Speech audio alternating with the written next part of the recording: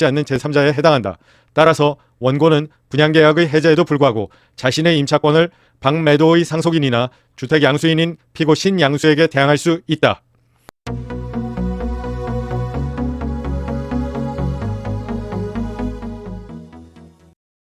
안녕하십니까. 서울중앙에 위치한 법률사무소 기준의 전국구 부동산 전문 변호사 권충선 변호사입니다.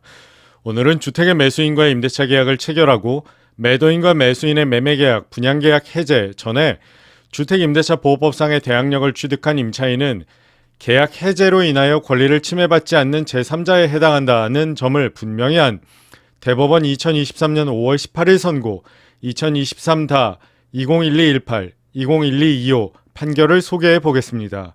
판결 내용 중 사람의 이름은 권충선 변호사가 각색하였음을 미리 말씀드립니다. 사실관계와 결론, 법리 위주로 간략하게 살펴보겠습니다. 1. 사실관계. 설명의 편의상 사실관계를 실제보다 더 단순화시켜 보았습니다. 1.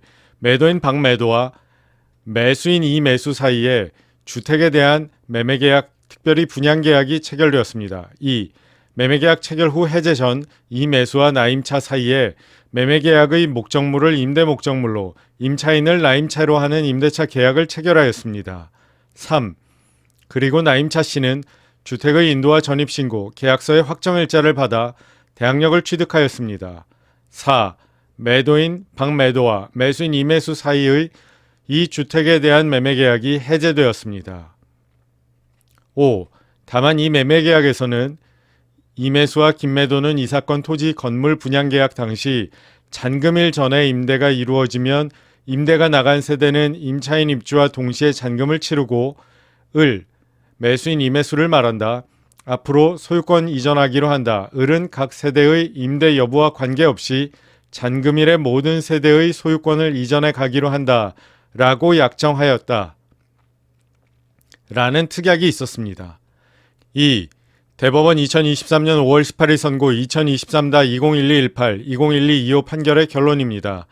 이매수는 이 사건 주택의 소유자인 방매도와 이 사건 토지 건물 분양계약 및 제1 분양계약을 체결하면서 방매도로부터 이 사건 주택에 관한 임대 권한을 부여받아 원고와 이 사건 임대차 계약을 체결하였고 2017년 10월 13일 피고 박중계를 통하여 방매도의 상속인을 대리한 피고 신대리에게 이 사건 주택의 매매 잔금의 일부를 지급하고 분양계약의 이행으로 이 사건 주택을 인도받았다고 볼 여지가 있다.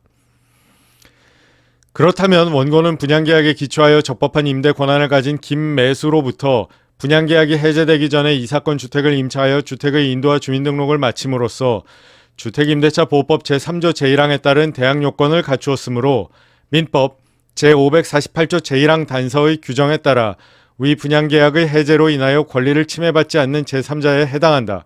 따라서 원고는 분양계약의 해제에도 불구하고 자신의 임차권을 방매도의 상속인이나 주택 양수인인 피고 신양수에게 대항할 수 있다.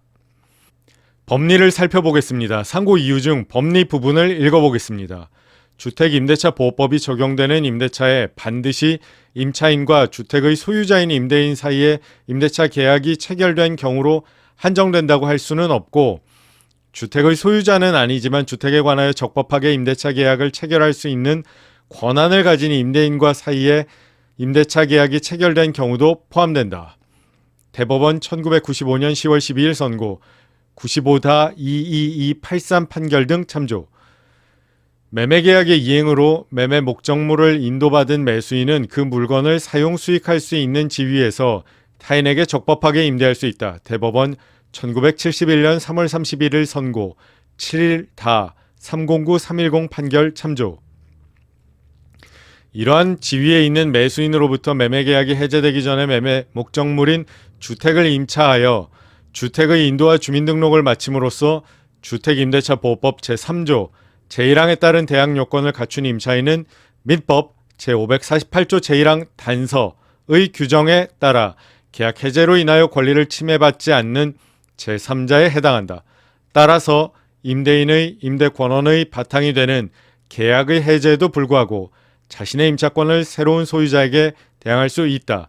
대법원 2003년 8월 22일 선고 2003-12717 판결. 대법원 2008년 4월 10일 선고, 2007-38908 판결 등 참조. 민법 제548조를 읽어보겠습니다. 제548조 해제의 효과, 원상회복의 의무.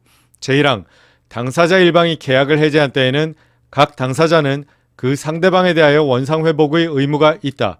그러나 제3자의 권리를 해하지 못한다.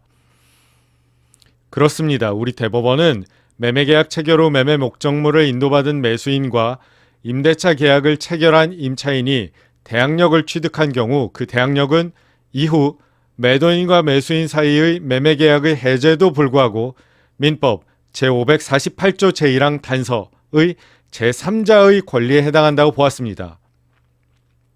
따라서 매매계약의 해제에도 불구하고 그 이전에 적법하게 대항력을 취득한 임차인의 경우 매도인이나 매도인으로부터의 양수인에게도 주택임대차 보호법상의 대항력을 행사할 수 있다고 본 것입니다.